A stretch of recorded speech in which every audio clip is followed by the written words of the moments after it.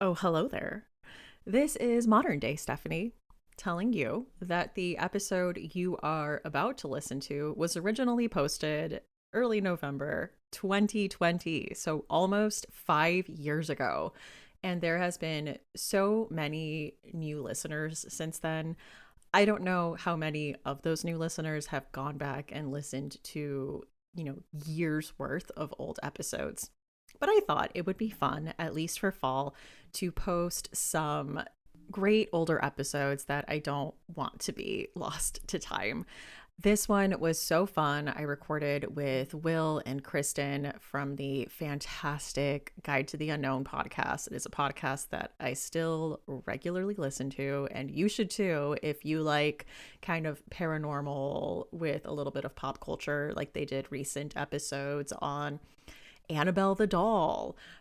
They have a series where they talk about that show, Celebrity Ghost Stories, and they'll talk about the different segments. They currently have a series where they are making their way through the Wikipedia listings of all of the urban legends. They're a great podcast. And Will was one of the writers on the Screenbox original horror series, The Trouble with Tessa, that I am definitely hoping to watch this fall. It sounds perfect. This episode was a lot of fun. We read Robert Bloch's Psycho books. So that is Psycho, Psycho 2, Psycho Murder House, and maybe Will throws in a bonus Psycho book in the Psycho literary universe. Anyway, with that being said, I hope you enjoy the throwback episode.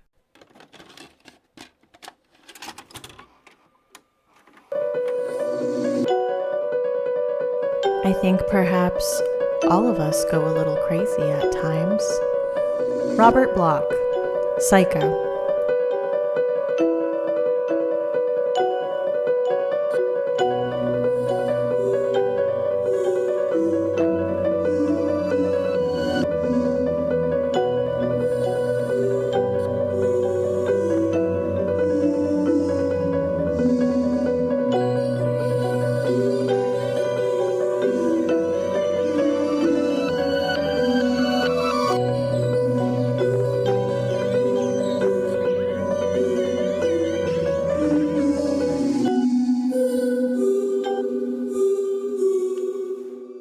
Welcome to Books in the Freezer, a podcast dedicated to the deliciously disturbing world of horror fiction. I'm your host, Stephanie, and today I'm joined by Kristen and Will from Guide to the Unknown to talk about whether a boy's best friend really is his mother. That's right, we're covering Robert Bloch's Psycho Trilogy, question mark. We'll talk about it today. Thank you for joining me today for this. Thank you so much for having us. Are you saying that to the listener as apology? Thank you for doing this. I'm sorry this is happening. No, thank you very much for having us. Oh man, I feel really bad if someone is like searching for any podcast episodes on the Psycho books and they're thinking they're going to get this really loving look at these books. I'm sorry. I'm going to be upfront. I love the first one, not huge on the other two. Oh, I think that's 100% correct. I think that's how the world feels. Yes, that's how I feel as well. The first one's so good that I feel like it makes the other two even worse because you would expect that there be some sort of tone kept or some sort of standard held, and it's just not there. It's just not there. They don't even feel like Psycho books. Like they feel like different kinds of books that Psycho was shoehorned into. Like Norman Bates can be tangentially connected to this, so I may as well do it because Psycho was such a hit, but they don't feel right. No, and they tonally are so different because the first one is like psychological horror. It's like this very small, I feel like very well crafted, very carefully thought out book. Then the second one I feel like is trying to be a slasher. And then the third one is like a murder mystery. Like they are just all over the place. I'm like, what even is this? There's no identity across the board. I've got I have a very weird fascination with the Psycho franchise because I think a lot of people don't necessarily consider it a franchise. Obviously, I mean, maybe now with Bates Motel. Maybe, but I can see why they wouldn't necessarily, because the first one was so popular that a lot of people don't even know that others exist. And I feel like that goes for the books and the movies. Yes. So I think you're right. I mean, I know that before I had read the book, I didn't know that there even was a book. Mm-hmm. And did you know that, Stephanie, going into like, were you aware that the movie was based on a book? I mean, not when I saw it. I saw it very young. Mm-hmm. So like as I started getting into reading, I knew it was a book. And then I wasn't aware that the Psycho movie had any sequels. But I've heard after looking into this that Psycho 2 the movie is a little more loved than Psycho 2 the book, which is very unrelated, which we can talk about. We can talk about how wildly the timeline there. Wildly unrelated. Yeah, the movies and the books are completely distinct, with the sole connection being that Psycho the movie is based on Psycho the book. Psycho 2 the movie has nothing to do with Psycho 2 the book, and so on. Totally different universes. Yeah, they totally diverge, and like the sequels for both get progressively less successful. Mm-hmm. So I think it wiped out the idea of it being a franchise at all, because in the public's knowledge, they're kind of not, in a way. It's true, but I guess what is a franchise? You know, they're all under the same umbrella. They're not all connected. Yeah, so it technically is a franchise, but I think because they kind of stunk, people like don't even know they were there because they just didn't get super popular. So there's just not an awareness that it exists, but I think it counts as a franchise. Yeah. Just public might not know that. Yeah, I personally think so. Yeah. The movies have become kind of cult pieces. There are 4 movies. One of them, there's Psycho, then 20 plus years later, Psycho 2, Psycho 3, a made-for-TV movie of Psycho 4.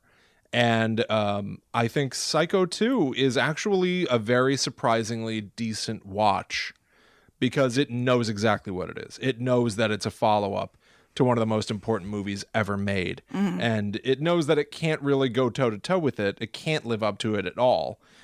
So it just kind of does something different. And I actually kind of respect Psycho 2. Yeah. So the movies are sort of still loved, at least in cult circles. But the books, that's one of the reasons that I was fascinated to talk about it on this show, is the books they're not known at all, the second 2. For good reason, but also they exist. And it's kind of sad to me that no one knows that he wrote these. I know, they're there. Yeah, they're here. How did you read the second book? Like, were you able to find a copy to read, or did you get it, on audiobook, or what was your deal?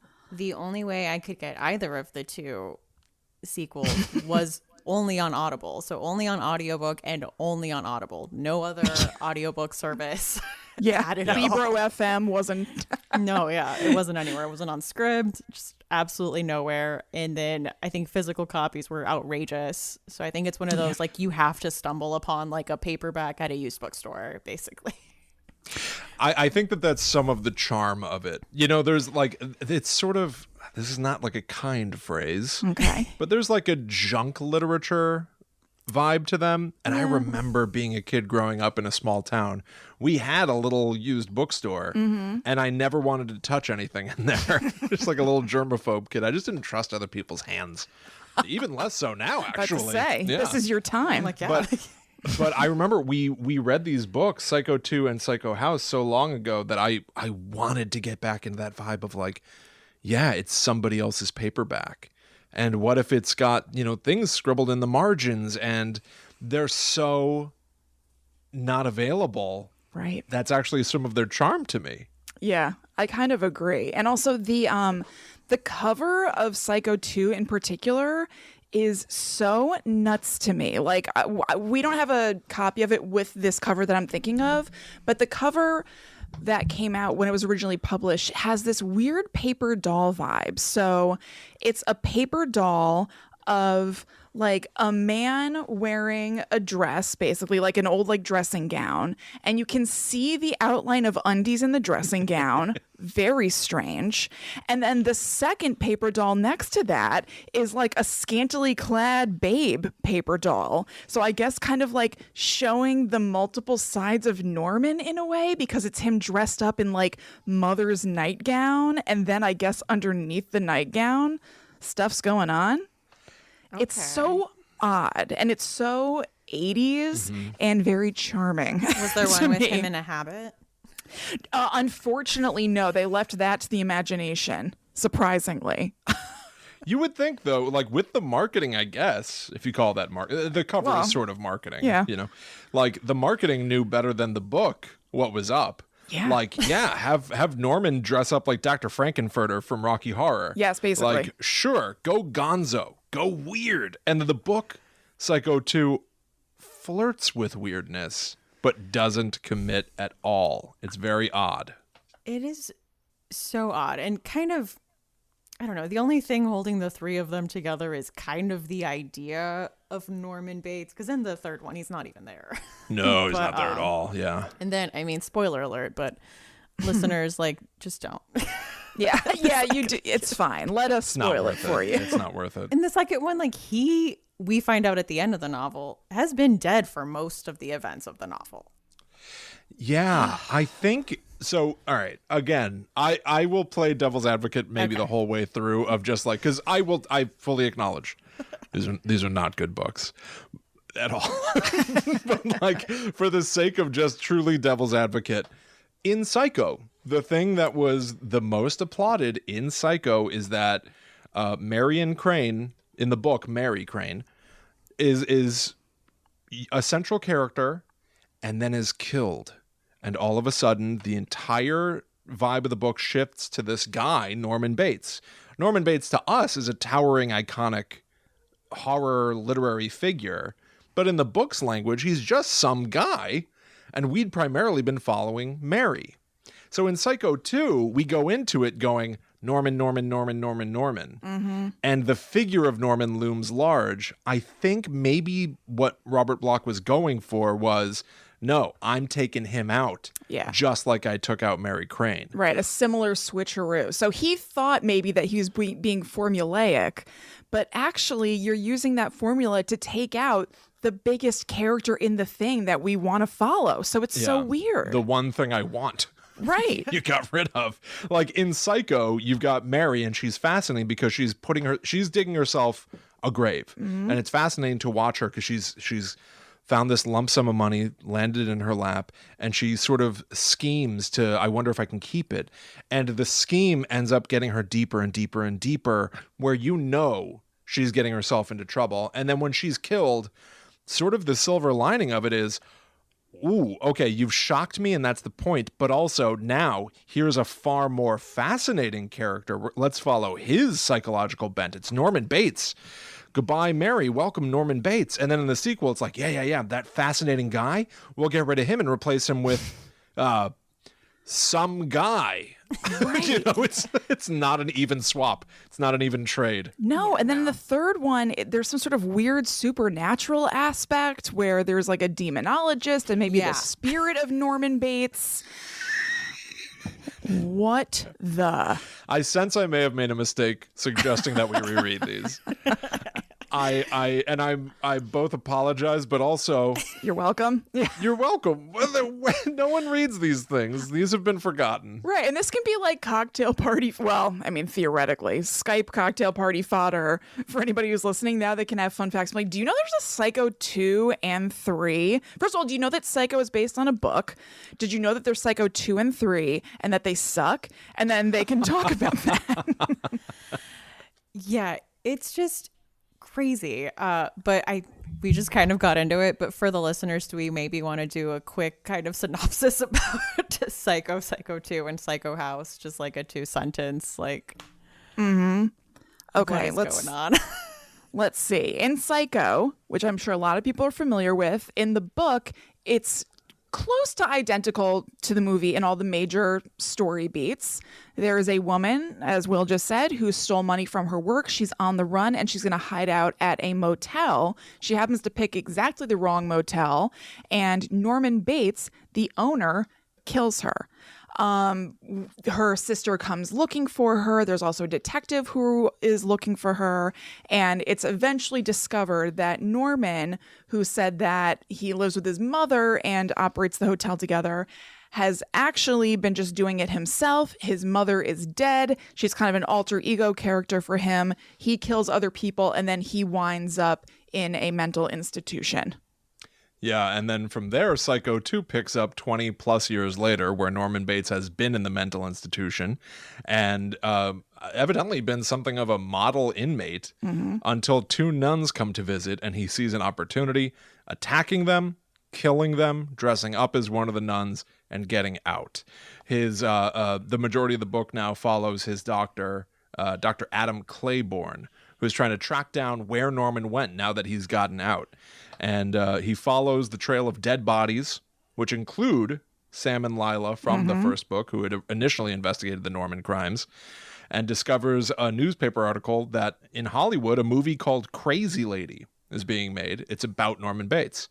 So Adam Claiborne figures Norman saw this news article. He must be going to Hollywood to stop the movie. And so he goes out to Hollywood, becomes part of the production of Crazy Lady, meets a director who's a dead ringer for Norman Bates, and murders are occurring. And you start thinking, is it the director? Is Norman the director? Maybe Norman will kill the director and take his place. However, by the end of the book, you find out there is no Norman. He died shortly after getting out of the asylum. And Adam Claiborne knew it. Our primary narration, our unreliable narrator, knew that Norman was dead, and it snapped his psyche. And he has now been acting as Norman. He's assumed a persona. Just like Norman became Mother, Adam Claiborne becomes Norman and conducted all the murders himself. Oh, boy. Yeah.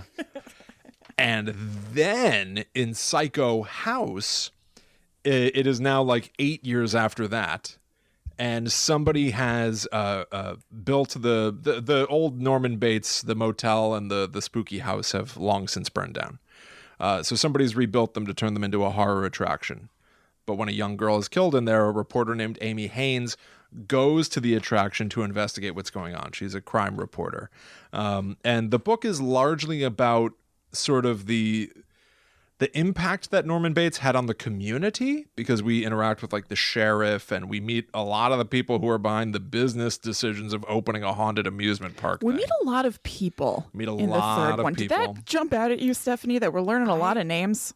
Yeah, well, especially since it was on audio, I would have such a hard time. I'm like, wait, so this is another person, and I would be doing dishes, and I'm like, where's a demonologist? Like, what is happening? I felt so like lost. You speak of Eric Dunstable, the demonologist. Yes. You know, a normal human's name, Dunstable. Dunstable. He's got a theory that maybe the spirit of Norman Bates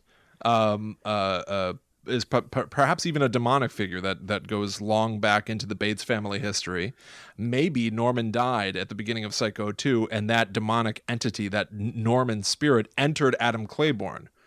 And maybe it's now been unleashed again. Adam Claiborne does sort of come back in this book briefly for a little sort of scare scene to continue that demon theory along. But it all culminates in, no, it was just this other guy that was purporting to investigate what was going on with Amy, and he was part of the business dealings of the spooky attraction, and that was the motive for all of his killing. Yeah, it was very Scooby-Doo. I was just about to say that. It was a completely Scooby-Doo business-minded decision, wanting to scare the kids so that it drums up publicity, but like with none of the fun of Scooby-Doo. And none of the like psychological bent of Psycho. No. Like the one at this point by the third book, the one of the other unifying things beyond the concept of Norman Bates is the idea of losing your identity or adopting someone else's identity. Norman with Mother, right? Adam Claiborne with Norman, but now we've just got what was it? Hank Gibbs is the killer in Psycho House. It is Gibbs. Yeah. I don't remember the first name. Yeah. And he's just Hank Gibbs. He just wants to take on the identity of a honcho macho. Yeah, exactly. He wants to be a bigwig. Yeah, he wants to be big honcho. Yeah. So that's all 3 books. Good night. That's what happens there. That's all you need to know. Yeah. Right. I'll give you nightmares of a different sort. Did neither of you get any enjoyment out of Psycho itself? Should we spend time talking about Psycho, like the original Psycho book? There's so much positive to say about it. I think it's great. Yeah. It's so easily overlooked by the sort of train wreck of Psycho 2 and Psycho House. It's easy to kind of like throw the baby out with the bathwater on it because the other two are so bad. Yeah. But Psycho, the original, is written really, really well. I really like Robert Bloch's writing style. Something also I will give all of them is that they are all short. Yes. And I they're do very like short. a short read. It may not have felt quite that way listening to it. It's not impossible. But to look at the books, they're not like super big tomes or anything. Yeah. So I appreciate that. But yeah, I think the first one's really, really good. It's incredible. Yeah. I think it's really well written from like even the very beginning. It starts with Norman Bates, who's been staying up late drinking and reading about mummification. Mm-hmm. And one of the things in a book that he's been reading talks about how some Native American tribes, theoretically, I don't even know if this holds up or if this real. is from Yeah. reality, but in the book they talk about how mummified elders can be eventually used for musical instruments, and that the open mummified mouth, like when you bang on the chest, can create a sound, which is sort of breathing life into the dead, Yeah. in a way, which is what Norman is doing with Mother. She's literally mummified, but also he's bringing her back to life by becoming her. Right. Which I love that from the very start. It's like a really interesting sort of parallel. I know. It's interesting to think about whether Norman even connects those dots in his own mind. It's just kind of an interest that he seems to have in general, and he might not even realize how that's relating to what he's doing. Yeah. And people do that all the time. So Oh, I think yeah. there's also just an interesting understanding of psychology in the first one. Yes, it feels real. I you know, the best I ever did was like take like AP Psych in high school, and that was a million years ago, so I don't remember stuff. But I really like moments where in the first book Norman reflects on himself and thinks like, if I had to diagnose myself just off of reading these books, I would say maybe I have a form of schizophrenia. That's said in the book way before the twist is revealed. Yeah. It's interesting. There's a lot of I don't know, identity work done there. Yeah, and the way it's written, I mean, handling a twist like that, and I mean, it's such a property that's in the cultural zeitgeist. Like going into Right. it, any Yeah. modern reader is going to know the big twist. But I mean, going into it, because I read it for the first time for this Psycho one, the masterful way that the information is handled and the perspectives and things are talked about is done in a very masterful way. So I can see how that twist was very effective for people that didn't know it. 1,000%. At the time, it must have been mind-blowing. Oh, absolutely. It's been too... I truly saw Psycho way too young. You mentioned you saw Psycho young as well. I have no recollection of what I thought of the twist, or if I've just... To me, it feels like I've always known Norman is Mother. right. But even Junior reading the book... high sleepover party, my friend had like a Alfred Hitchcock marathon at her house. That's what we did. That's an awesome I have to sleepover. say that sleepover rules. Sleepover slaps. Well, I think that there were similar circumstances. I think I was having a sleepover where my friends and I were watching Psycho, and that's how Will saw it. I don't even think so, because I think I was under 10. I think I was alone. You talked about it on a previous podcast that that's what happened. Did I? At Yeah. a sleepover? Yeah, you said that me and my friends were watching it and that you caught some of it or something. Are you sure? Yeah, because I was surprised. Maybe I was lying, or maybe Maybe. I'm lying to myself now. I don't know. I can't remember that far back. But like even knowing that Norman is Mother, the book is just as fun, if not maybe more fun, because you Yeah, get to 'cause- see the foreshadowing. You can kind of look out for it. I'm trying to think, were there any moments where you could see the foreshadowing that jump out to either of you guys? I wish I had taken a note on something like that. Definitely. I mean, there's the whole, because we're in Norman's head a lot of the time, we tend to like jump into other people's bodies throughout the book, where we're following Mary, then we're following Lila, we're following Norman, and we're getting to hear their inner monologue. And Norman will be like, they can't know about Mother. And from his perspective, he's thinking she faked her death, and we're trying to make sure people don't know she's alive. But it's also very strategic doublespeak. And I think knowing doublespeak, where he will refer to how dangerous it would be for anybody to find out about Mother. And I don't know. There are a lot of little things, but I really think that like it's a rewarding read. Yeah. Even knowing the twist, you get to spot it all. Yeah, I definitely recommend it. It's really good. I feel like it's the way that he wrote Norman is really interesting. I feel like he's really layered. Like, you obviously know that there's something going on with him mentally, emotionally that's not good, but he's so self-aware, Norman, of what's going on. Like Will said, he kind of says that he kind of self-diagnoses as probably having some sort of schizophrenia. He reads psych books and he says he wishes that he could fix the way he feels. Yeah. And it's sad. Like, I think a lot of people can relate to things like that. And so you also spend a lot of time in his head, so it's so much easier to understand his state of mind than just this kind of like skinny turtlenecked dude eating sandwiches in the movie. Like, you kind of know what's going on with this guy, but at the same time, sometimes you're not in his head or hearing that kind of description, and he like flips on people and is like super angry in a way that you can no longer relate to. Yeah. So you're like, okay, this guy isn't just one thing. He's not just somebody with mental illness who wishes that he wasn't that way. Like, you can see him from an outside perspective and be like, this guy's being a total nightmare right now. He's scary. Right. He's got so much conflict even within himself. I think it's so interesting, and it makes it so weird that somebody, I think, who writes with so much nuance in the first book seemed to lose so much of that nuance in the second and third. It's such a steep drop off. I think that's something else that fascinates me about it. Mm-hmm. I like that there's a drop off. I don't like that that's what the books became, but I like seeing the body of work. Mm-hmm. You know, I don't know if you guys read this, but I was reading that he was inspired by Ed Gein. Yeah, I didn't know that going into that. So the idea of someone who kind of looks like just an all-American boy next door could be a sinister serial killer, and also the mommy issues. Oh, Right. totally. Yeah, Right. I mean, that's why a lot of people cite Psycho as like the beginning of the slasher boom. Like the idea of just an average person, especially in fiction for so long, and especially, fiction that became movies. At the time, there was a lot of, Frankenstein, monsters. But now it's just some guy. It's just a regular old human who's so monstrous you can't even wrap your head around their psychology. Mm-hmm. It's a fun thing to try to mimic. So many people have mimicked this. So many people have picked up the ball and run with it from what Robert Bloch came up with. That again, it's just another similar sort of like, why couldn't he continue it himself? Mm-hmm. Why didn't it work in Psycho 2? I know. I don't know. I wonder, and I have no idea.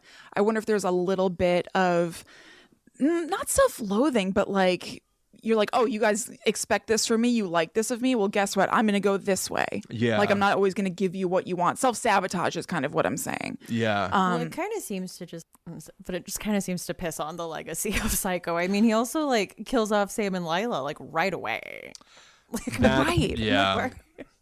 It seems like in the second book, it's a little bit of a send up of Hollywood and maybe like the Hollywood backstage experience. So first of all, the book is way more about that kind of thing, like behind the scenes of films, than it is about anything else in any big meaningful way. Obviously, there's the backdrop of killings and Norman Bates, but everything is revolving around this really insidious and toxic Hollywood experience. Yeah. So I wonder if, I don't know, it's a little bit meta to look at it this way, but I wonder if he had some experiences in Hollywood that weren't great, maybe connected to the movie Psycho.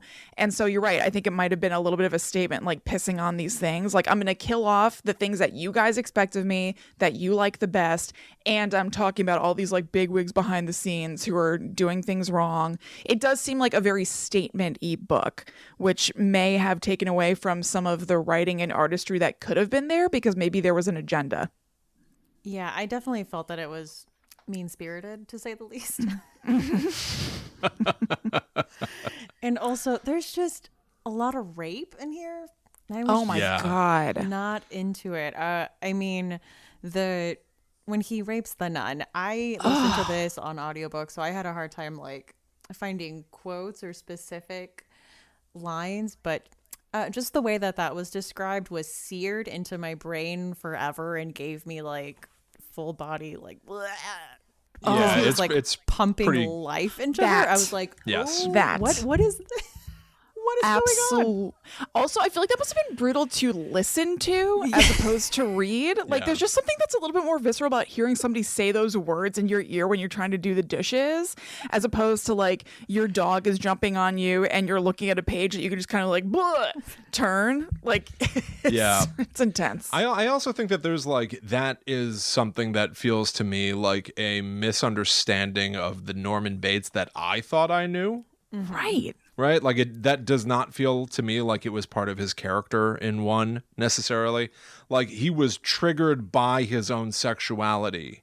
Right. Like the whole idea in Psycho 1 of why he kills Mary Crane is he's staring at her through a peephole he drilled into the wall and he sees her go to take a shower. And so I viewed then like him becoming mother and grabbing a knife as a way to not engage with his sexual feelings at all. He was like mega repressed, and this is how he expresses himself, is with a knife, which is insane. But like the like I don't it's a total departure. It's a departure from his character, and it makes you feel disgusting in your soul. Yeah, and then he pictures his mom. Like it's just there's just so much. It's I know, and the director with his mom. Yeah. Vizzini or whatever his name is.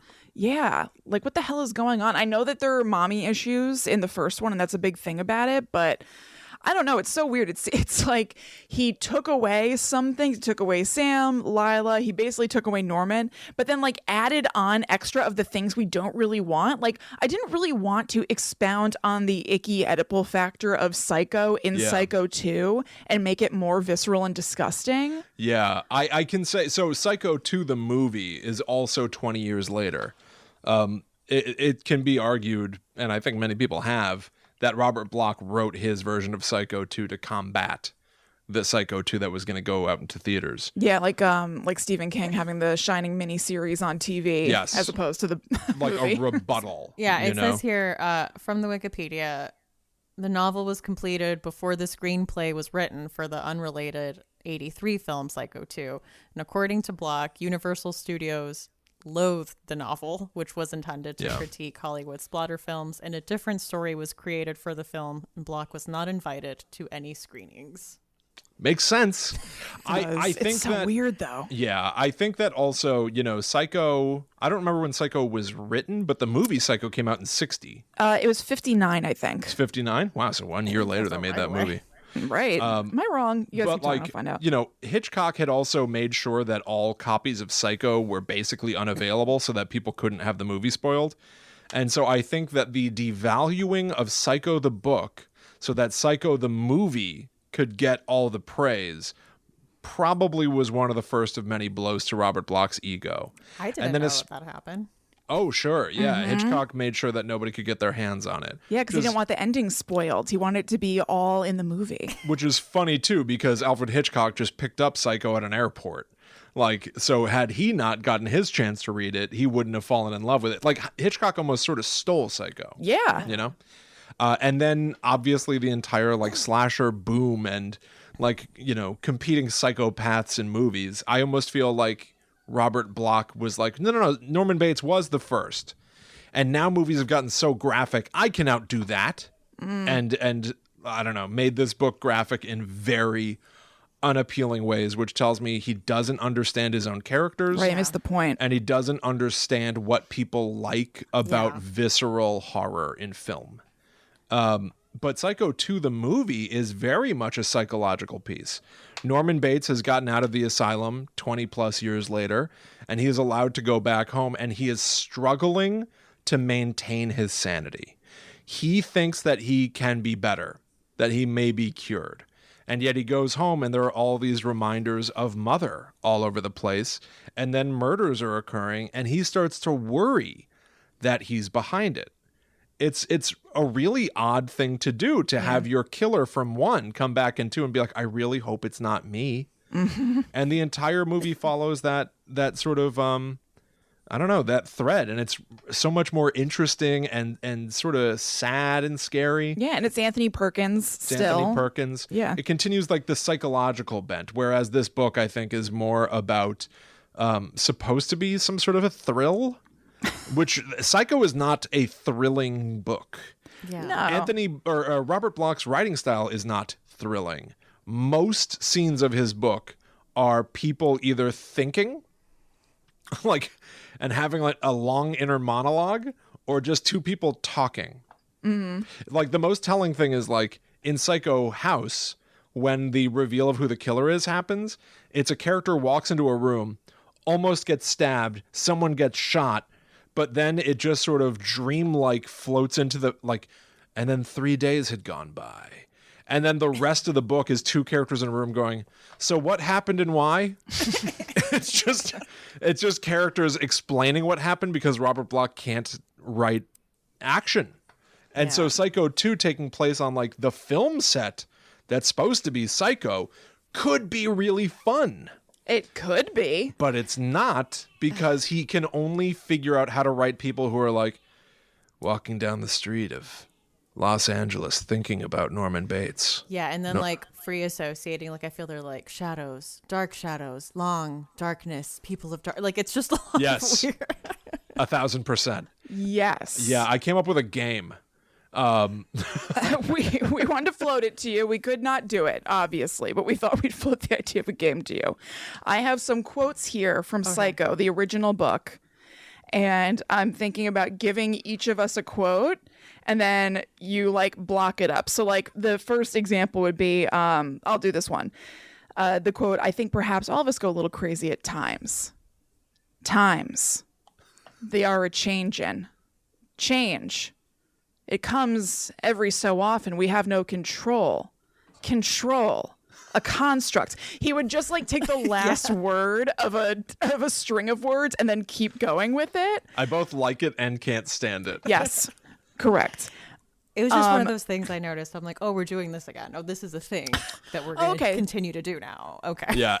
Every this is character happening. does it. Yes. Yeah. Every single character has the exact same language. Right. Language.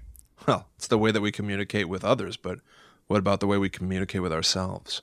Selves. Mm-hmm. Who really are we underneath it all? The notion of the self, who I am, who you are.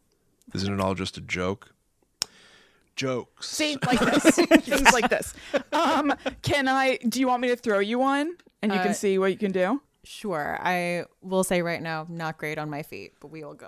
Not a problem. I'm even Not more a excited problem. now. Yeah, truly that I can't imagine a better setup for this or more in keeping with the way that these books kind of go. Okay, let's see. Magic, that's just a label, you know, completely meaningless. It wasn't so very long ago that people were saying that electricity was magic. Magic. Tricks. Full of tricks, trick or treats. Yes. Yeah, there you go. Great. Perfect. No, that's it. Perfect. You did it. That's a whole paragraph Yes. in, I would say, Psycho, the best of the books. So you win. Oh, thank you. Yeah. Thank you. Marvelous. I want to mention something that does kind of tie at least 1 to 3 in the quote that I just read where he's talking about magic. He's talking about how he thinks that he has been able to bring his mother back to life. And so he's saying you can call it magic, you can call it whatever you want. Basically, it's like electricity. You can turn it on and off. You can turn life on and off. So if he's talking about the concept of magic, and I think he even says like you could call it a cult, whatever, he's aware and maybe a little interested in that sort of stuff. So maybe there's a little bit of a thematic tied to the demonologist in think, book 3. Not really, but there is a mention of like magic and occultism. I'm not going to go so far to say that I think that was deliberately planted, but I did notice that it was there. And so you could generously maybe say. Sure. Yeah, I don't think any of that obviously is literally happening, but I do think the idea of like, the idea of possession as it's brought up in Psycho House is obviously outrageous. I can't even imagine that Robert Bloch really wanted people to spend too much time theorizing that the spirit of Norman Bates is doing anything. Well, it was also introduced so late into the story. Yeah. I was like, I'm sorry, that's why I was like, I'm sorry, we're adding what now? Yeah, we're doing what? It's just a loony theory that's floated by a character. You know, it's not really part of the fabric of the story. It's just that this guy, Eric Dunstable, totally normal person with a totally normal name. Completely everyday name, completely everyday job. Yeah, he's just fascinated by the macabre. And it's, you know, it's fine, I guess, for the character to posit the theory, but I do think that it's appropriate for us all to dismiss the theory, and I don't even think Robert Bloch wants to dwell on it. I think that what it serves to do is the metaphorical idea of Norman Bates hanging over all of the following proceedings. Like, Psycho, the book series, is almost nothing. There's almost no fabric to it except for the idea of like the domino effect. Because Norman Bates was caught and found out to be this larger than life figure, movies are made of him. Mm-hmm. Attractions are made of him. And who are the kinds of people that want to make a living dealing with the sort of horrible stuff that Norman Bates was up to? I think that's the idea behind the two sequels, is that, especially with like the really cheesy final line of Psycho House, like, I think the idea is that you have to be a little nuts to want to make a living off of Norman Bates's murders and Norman Bates pretending to be Mother and celebrating that. It's like, to me, it's like sort of like the modern fascination with true crime a little bit. Personally, I kind of like true crime. I mostly don't. Mostly it makes me feel bad because these are real people who have killed each other. I have such a hard time with this because I feel the same way. Like, I get the certain cases, the morbid fascination, but most of the time I'm just bummed out. Like, the new Unsolved Mysteries came out on Netflix. Right. I was like, cool, like I'm gonna get my spook on, I'm gonna have my bowl of popcorn, and then I see a guy crying because his mother was murdered. I'm like, oh, this is straight up not a good time. No, it's heartbreaking. Totally. I know. I was so disappointed that I haven't watched the second round of them that came out yet, but is it out already? It came out on the 19th. Okay. Yes. Okay. So you're on the same page that I am. Yeah. I was so disappointed. I knew it was this month. Yeah, right.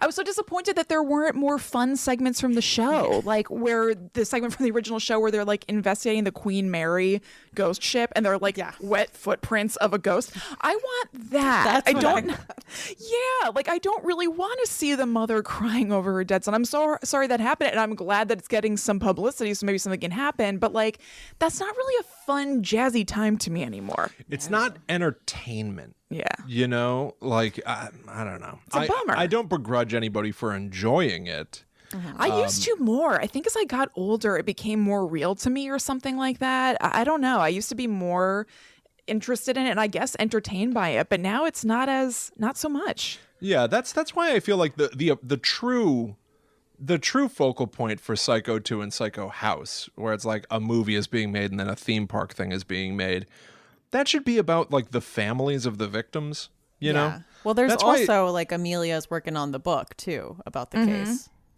Oh, yeah, that's like exactly. Another layer of it.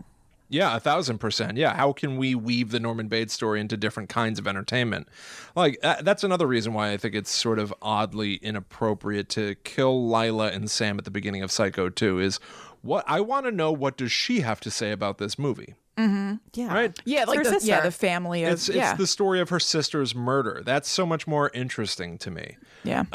And to just have it be that, no, we're going to dispatch everything you liked from 1 and start from scratch in 2 and really only deal with the crew of the movie, who for most people it's really hard to relate to the producer and the writer working on something. It's just not, Psycho is a very small story. And it's pretty relatable, like I don't work in a motel, but I do know what it's like to like work a day. Mm-hmm. And so Norman Bates as somebody that's like got to just do his job and is balancing his weird psycho life on the side. Like to a certain extent, you at least understand, even if you can't fully empathize with that. But by the time that you're getting to talk about, the contracts that are being done to make the theme park happen, this is like an alien story to me. Like, I don't know what they're talking about. I don't care how much it costs to get your wax work, Norman Bates. I don't like you for doing this at all. I will say, going into it, reading the synopses, I expected to have a little more fun because the second one is about like a movie about it. And then the third one, like, I will say right now, I really like the early 2000s movie House of Wax. And so Sure. Yeah. And so this had kind of that vibe. And I'm like, all right, we're going to get spooky. We have like a haunted house attraction. Like something happens right at the beginning. Okay. And then that's not used at all. No, you're completely right. The synopses for both of those sound so good. I was so ready for like a campy good time with Psycho 2. I was like, this is going to be bonkers. Norman goes to Hollywood? What? Yeah. And then I don't know if you thought this, Stephanie. You know how they kept talking about how the director, Vizzini or whatever, looked like Norman? Yes. Did you think that was going to be Norman? Or something, yeah. something. Nothing is done with that. It just happens that this guy just kind of looks like Norman, and it's of like no import. It's so weird. But then he had like a lot of weird similarities. Like he also had the mom issues and like was also just like a straight up like bad person. I don't know. I'm like, why? Right. Why But, do like, they look why? like? Why? And It's like also a weird red herring, I guess. he was Yes. also going to kill the lead actress. Yes. He was. So there are 2 killers in Psycho 2. Who look like that? Who like look? Well, that's not the same 3 killer. then. That's right. Yeah, I wasn't but even thinking about Norman Bates. I know, I was I know, thinking about I know. Adam Claiborne Vizzini, Yes. like at the end as like 2 murderers are at the end of this book. It's just weird. It's a lot of coincidence. It feels very coincidental. Yeah. Awfully convenient. I also want to mention that with Claiborne's name, Robert Bloch also does one of those Blochisms things. He says, Adam Claiborne, Clay-born, first man, born of clay. Whoo boy. To what You does know that that mean? he was so proud of himself for that. Like Oh, I hear the pat on the back. Yes, that's a job well done. Claiborne. Okay. It's like leaning back in your chair, putting your hands on the back of your head like, You've done it again, Bloch. ladies and gentlemen, you're welcome. You're welcome, world. Oh my God. I remember that quote too. Like right when you started that sentence, I knew where you were Right. going. I'm like, It's Yeah. it's hard to believe and hard to forget. That's I why. think. That's why even like the last line of Psycho House is like a groaner. Is So Amy Haynes is talking to Dr. Steiner, who was one of Norman Bates's psychiatrists from the very beginning. So he's here all the way at the end. And he goes, she's writing her book about Norman. And he says, let me make a suggestion. When you're finished, maybe you can write another book about life in the asylum. She asks, here? No. Steiner gestured toward the window. Out there. Yeah. All the world is an asylum. I was thinking that was the end of the second one. I didn't realize that's how we end everything. The whole world is Gestures gone mad. broadly, all this. All this. This is fine. Yeah, listen, Steiner wasn't wrong. No. Are we going to say that Dr. Steiner was wrong? We're not in the asylum? I feel like an inmate. Is there any enjoyment that either of you got out of the later 2? Psycho 1 is its own animal, right? We all agree that Yes. Psycho 1 is good, if not great. I would say yes. I think it's great. Okay. yes, I would say it's great too. Even the like intellectual exercise of engaging in these things that no one even knows exists.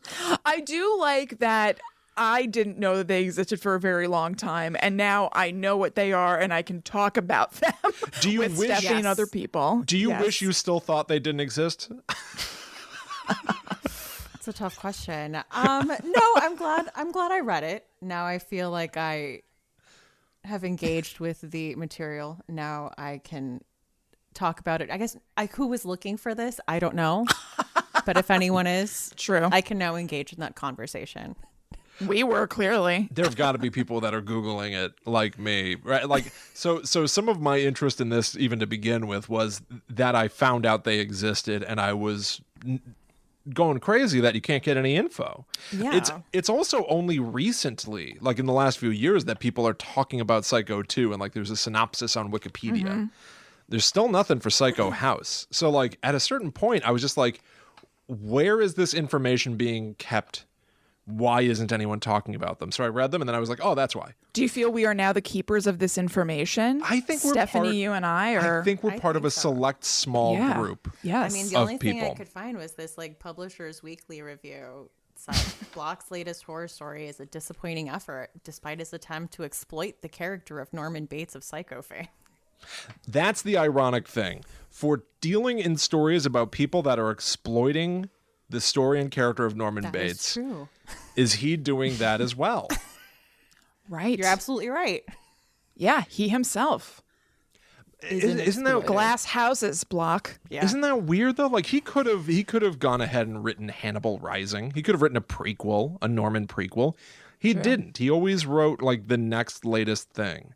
So Yeah, you would think it'd be really tempting to go prequel and like see life with like Mother as she was Yeah. alive, because Yeah. we never see her alive. which is why I feel like he had an agenda for these books. I think that the agenda for Psycho 2 is fairly abundantly clear. It's a skewering of Hollywood. It's a takedown. I don't know what the agenda is with Psycho House. I don't understand it. But if you're going to write more Norman Bates stuff, why would you pick 30 years after he's dead to tell that story? It just feels weird to me. It's got to be, it feels like, weirdly, Psycho House feels like a watered down Psycho 2. Well, I can't do movie anymore. What's another thing that creates a facsimile of a story? I guess an amusement park? Yeah. yeah. A haunted house? Also, in Psycho, they make a big deal out of the fact that the main freeway used to be where the Bates Motel was, but now a new freeway was built, and so nobody goes down the road that leads to the Bates Motel. It's a dead end. It's a dirt road. It's nothing. Why would you ever build an attraction there? That's the best place for an attraction, Yeah. somewhere that no one ever goes, like a service road. Yeah. Especially Isn't that since they weird? had to build it from scratch. They could put it anywhere in the town. They don't need Yes. to put it literally where it was. Yeah, right. No It's a one's gonna know. recreation. 1,000%. I think that even in Psycho 2, that's why he burned the motel down. I think Robert Bloch wanted to destroy the world in Psycho 2. He killed all the Yes. characters, Yeah. and he even says someone burned down Mother's house. He wants it all gone. And that's interesting to me. It is interesting. I think it's interesting. I don't know. I mean, I feel like there was stuff that he was playing with in Psycho House. Like, I mean, I know Gibbs ends up being the bad guy, but he does have a bit to say on like living in a town that's kind of known for just this awful thing and like the shadow of that. And there's like little things like that, but just we don't go too deep into that. Right. They're I know. interesting, but they're not really dug into. And there's such an opportunity to as well, because I do think it's interesting to explore the community that is, I don't know, suffering Yeah. under this, now legend of Norman Bates, even decades later. That's interesting to see how it trickles down, but it's not explored. No. No. Also, the way that like Amy is treated in the town, and I want to say maybe the idea of feminism in general, in Psycho House is not Yeah. great. Not great. Not loving a sister doing it for herself. The town. She just gets hate from everyone. Even I cannot remember like the secretary's name, who was just like so mean. to Yeah. her. I know. Yeah, people are definitely really either dismissive or aggressive. Yes. Like not into this woman who's like really going for it. Another reason why I miss Lila. Lila in the first book is like action oriented and is sick of it. She at a certain point, like the sheriff keeps being like, well, let's wait and see how this plays out. And she's like, why do you keep wanting to wait? I'm sick of waiting. We have to do something. I'm sure this guy's involved in my sister's death. She was like a very proactive, interesting character. Her being wiped out is, I think, bigger It's than such a getting rid of Norman mistake. Bates almost is a huge mistake. I completely agree. I think she was so interesting. Yeah. Yeah, well, especially since the sheriff was totally under Norman's spell, and he's like, oh, like that kid, Yeah. he's not doing What do you anything. mean that? You mean that guy? No, that guy's cool. Oh, look, his mom's right there. He hangs out with her all the time. I'm pretty sure he's fine. I would not worry about him. Yeah. Do you have any curiosity about Psycho Sanitarium, the fourth book, not written by Robert Bloch? So it's sort of its own animal. I have a little bit. So that's why I said up top, like, trilogy, ? Which I hesitate to Right. even call it a trilogy, because this was not planned out. This was just, like, I don't know, I guess I'll write another You're one. right. It is just kind of 3 books. Technically, 3 books are Yeah. a trilogy, I guess. They technically are, but it In the doesn't feel like technical a sense of the word. Yes, certainly. No, I think you're right. I think trilogy ? Is a good way to put it. Yeah. Psycho Sanitarium. Yeah, I haven't read this. You, Stephanie, haven't read this either, right? But Will has. So I certainly have. What do you got? You will have all the same problems with Psycho Sanitarium. Ooh, Even good with a tagline. different author? Even with a different author. It's part of the DNA of the franchise, I guess. If you loved Psycho and you were mystified by Psycho 2 and Psycho House, wait till you read Psycho Sanitarium. It's bewildering. Befuddling. Falls into all the same old traps. Sold. Yeah, I'm there. right. I mean, we're already in this deep. Do you want spoilers? Yes. Yes. You do? Okay. All right. It takes place in continuity with the 3 books. It takes place after Psycho and before Psycho 2. So Norman is still in the insane asylum. And we are primarily concerned with a shocking revelation. Norman has a brother. His brother, I think it's a twin brother. Of course. Really? Of Yes, course. and he's visiting Norman, and people are dying, and Norman doesn't want to believe his brother's behind it all. And he keeps talking to a psychiatrist who's not Steiner and is not Adam Claiborne. Not though I born do of think clay. they both have cameos in it. It all amounts to the following big shockaroo. There is no brother. This other psychiatrist, this other new psychiatrist created for this book, Stephanie is fatigued and bewildered. has Yeah, been... you can't hear my head But you just can falling feel into it. Yeah. Yeah. This other psychiatrist has been somehow like hypnotizing Norman so that Norman will think the psychiatrist is his brother for questionable purposes. The end. When was this written? 2016 or something like that? Yeah, like No. not a long time No. ago. Oh yeah, like very, very, very recently. Very recently. And I read it because I'm a major completionist. I have a very hard time stopping like my exploration of like a franchise if I'm like, you know, most of the way through. And so I read it and I was like, the entire way I was like, first of all, never had a brother. No way. I refuse to believe the brother angle at all. No. And then by the end I was like, again, we're gonna do the same. Like someone's pulling the wool over Norman's eyes. It's like another. It's also another psychiatrist who's behind it all. It's like I just don't. Why are all of the psychiatrists in Fairvale insane? I know. They need to lose their licenses. Doesn't it seem like too much? Yes. One psychiatrist is telling him he's his brother. The other is becoming him. Yeah. Oh, good news as well. You'll love this. Adam Claiborne ain't got nothing on Norman Bates' twin brother, Robert Newman. Oh my Kristen, God. what do you see in the last name there? Oh boy. Robert Newman. New man. My God. Dun dun. Man. Oh my God. It's It's not a light hand. It's a heavy hand. Oh, it's a heavy hand, all right. Woo. Oh my. It was rough. 2016. 2016 is when this book was written. I was no gonna word say on a Psycho like 5. the 90s. I'm like, someone Right. watched Fight Club. Like, Oh my God. A Norman Bates Fight Club?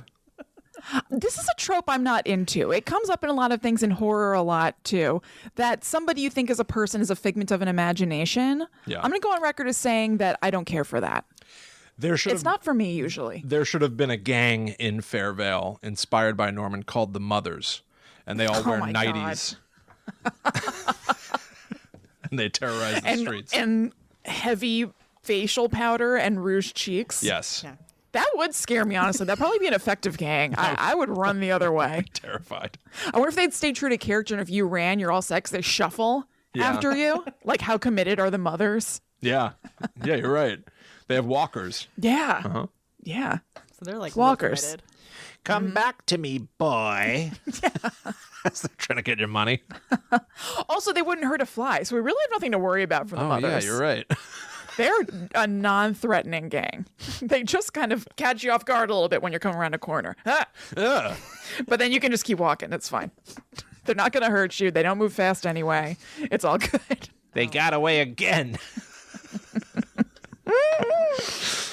Well, I hope the poor soul that typed in Psycho House into their podcatcher to listen to an episode about it. I know. That's I what hope, they wanted.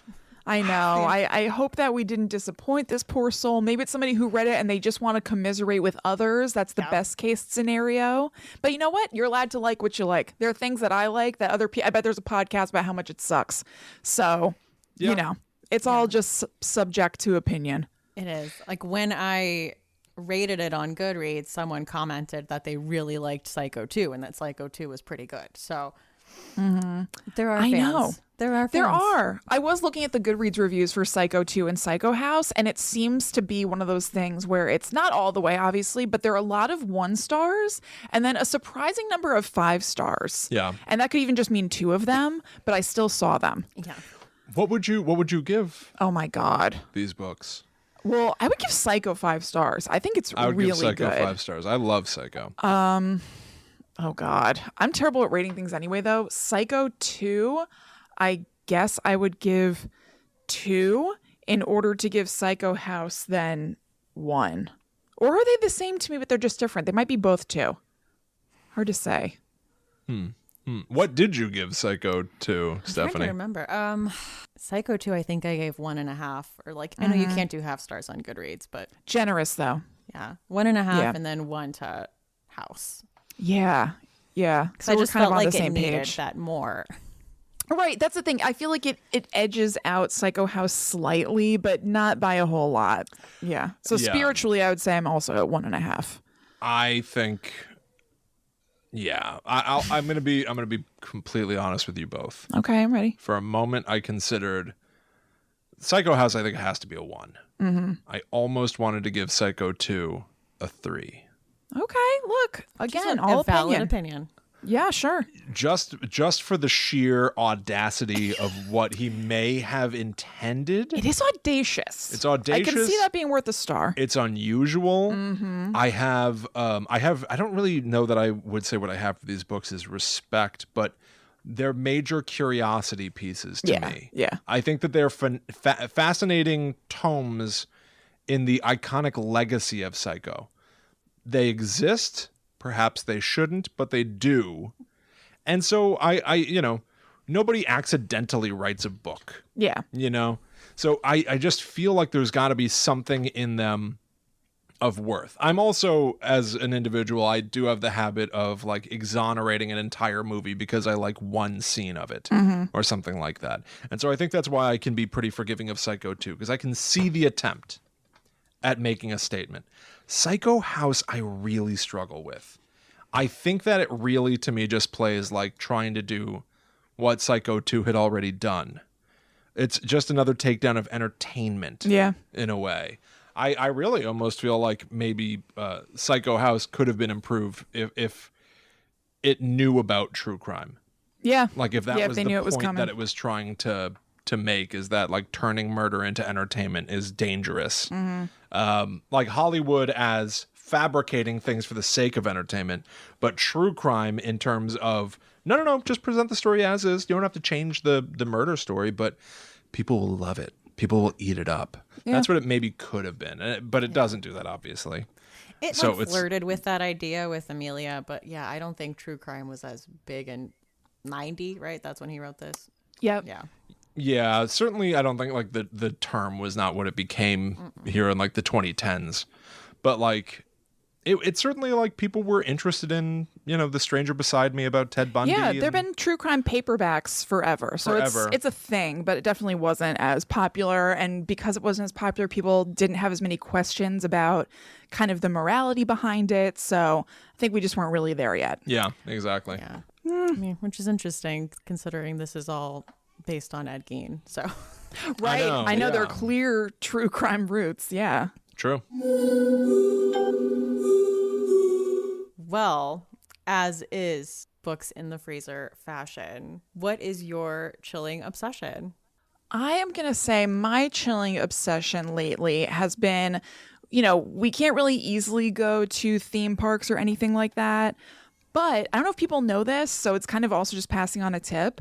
You can look up like walkthrough, so to speak, of different amusement park rides on YouTube. And there are YouTubers who do them and make them so cinematic and so cool. And so my chilling obsession is looking up walkthroughs of the Haunted Mansion, Disney's ride, like throughout the world, because people take in cameras with audio and everything, and you can like feel like you're on a doom buggy looking at all the stuff. And it is awesome. I highly recommend it. We did an episode of Guides to the Unknown where we talked about all of the haunted mansions throughout the world, and we got to basically, it's not the same experience, but basically go through them via the magic of YouTube. And it's such a cool thing. So I'm very into that. I didn't know you could do that. Oh my God, look it up. Just look up like the Haunted Mansion in YouTube. You'll also find, which I'm also a fan of, different like ambiance videos for the Haunted Mansion. So while you're working or whatever, there could be like Haunted Mansion music and a wolf howling and like thunder and stuff in the background, or when you're reading. But yeah, look for things that say, I guess ride through is what they would say. But they have different plot lines for Haunted Mansions at different international Disneys where they look totally different. And it's really, really cool. And we talk about like the plot lines of them on that episode too. But like look that up on YouTube and just let yourself go through it and just forget the world for a moment. It's cool. Some of them even have like storylines and stuff. Yes. Yeah. And they're shot in 4K. And Oh, wow. Oh, yeah, they're crazy. No, it's like dead serious. It's really cool. And my obsession right now, you know, I recently finished Haunting of Bly Manor, which I loved. But one of the things right now that I'm actually really into is my wife Allie and I keep listening to just like picking an audiobook. And she's majorly into knitting, and we've got a baby coming in February, so she's making like a sweater like a day almost, and then I'll be writing or playing a game or some other dopey thing. But we just finished The Outsider by Stephen King, which I'm not usually the biggest Stephen King fan, but for whatever reason, I'm on a major Stephen King kick. The Outsider I thought was incredible, and it sort of is about people slowly coming to the realization and accepting that the paranormal could be behind these crimes, and like the slow process of how long does it take somebody who's a staunch non-believer to finally buy in. And now we're listening to The Stand, which is about a global pandemic, which is pretty disturbing. But it is what I'm up to. Have you seen the HBO series for The Outsider? Yes, I saw it before I read the book, and I loved it. Absolutely loved it. Have you read the book, Stephanie, The Outsider? I did. Yeah. I did. I remember I was like down to the wire trying to get it read before the first episode dropped on HBO. Because I have like, about certain things, I have like a thing about that. I'm like, I need to read it before I watch it. If it's out there, like I'm going to try. I get like that too. And I know we jumped like right into the book discussion, so we didn't get to talk about your podcast. So please tell our listeners about Guide to the Unknown. Yeah, sure. So we talk about basically anything that's spooky and or mysterious, but we kind of have a pop culture bent where we end up seeing where that thing has been talked about in movies or TV shows, you know, podcasts or whatever. And it's super fun. Will and I are brother and sister, and we pick one topic per episode, and each of us come at it from a different angle. And we've been going for about 3 years now. So we have 150 something episodes that are in audio, and they're also on video on youtube.com/talkbomb. So you can watch us talk. Yeah, but we've covered like obscure folkloric creatures. We've covered big iconic cryptids like the Mothman. We've talked about the real events behind the Conjuring movies. We really run a pretty broad gamut of things on Guide to the Unknown, because more than anything else, I think it's about Kristen and me like learning about folklore and horror and movies and just having fun while doing it, because we're just big horror fans. Yeah, and like telling each other about them and geeking out about it, but at the same time it's telling everybody else too. So it's nice. Yeah. Yeah. You guys' like last episode was like TV slashers. Yeah, we're doing a whole thing for October here, and I always, for some reason in my head, I keep being like, "We are here right now in 2020." I'm very aware like, of date like future listeners for some reason lately, but like we're doing a whole thing for Slashtober. We've called it. A listener came up with the name, and we just loved it. Yeah. But so we're covering like slashers specifically, which is another reason why sort of Psycho was kind of appropriate here. Yeah. Yeah, exactly. All right. And we have a new tradition here on Books in the Freezer. You know, we ask our guests what their final girl song would be, because we have a playlist on Spotify. So, what's your final girl song? Okay. Mine is like a really kind of like random song. When I was thinking about what to pick, I was like, okay, what songs that you like hyped up or whatever?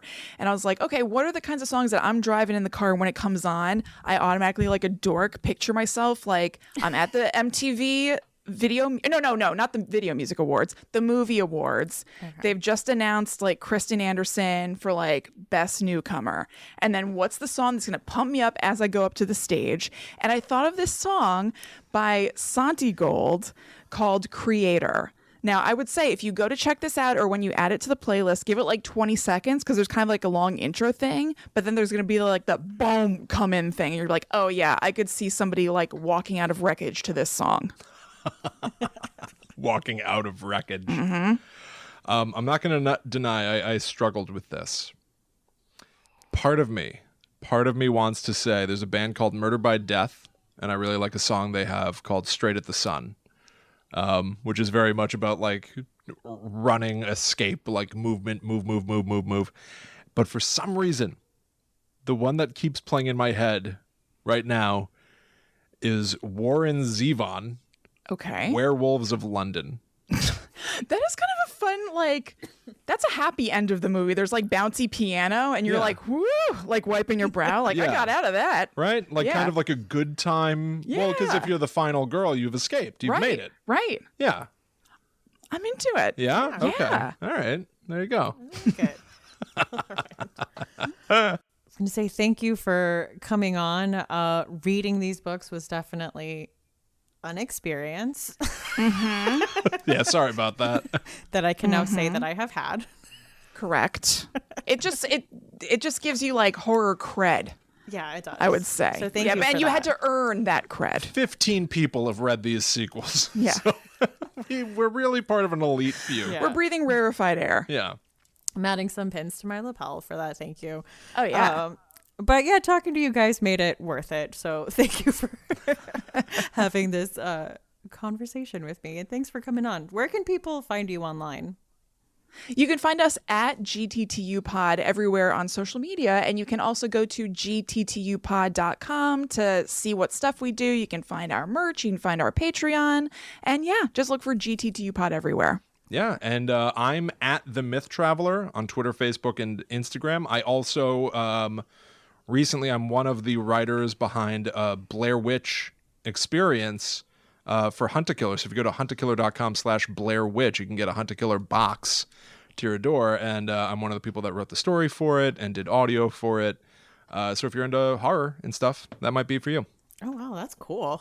Yeah. I've seen those advertised. That's awesome. Yeah. Thanks again for coming on. Thank you so much for having us. It was fun. Books in the Freezer is a bi-weekly podcast. We post episodes every other Tuesday. You can find us on Instagram, Threads, Blue Sky, and TikTok at Books in the Freezer, or send us an email at booksinthefreezer@gmail.com. If you would like to support the podcast, you can check out patreon.com/booksinthefreezer, where there are different perks for different levels of support, including access to the new bonus series, The House at the End of Fear Street, where, yes, we are reading R.L. Stein's YA horror book series, Fear Street, and it has been such a fun ride. If you're looking for a way to show your support without spending money, there are a lot of ways to do that. Posting about the show on social media or leaving a review on a site like Apple Podcasts or Spotify. So again, big thank you to all of you who have already taken the time to do that. I'm your host, Stephanie Gagne. Thank you so much for listening, and see you next time on Books in the Freezer.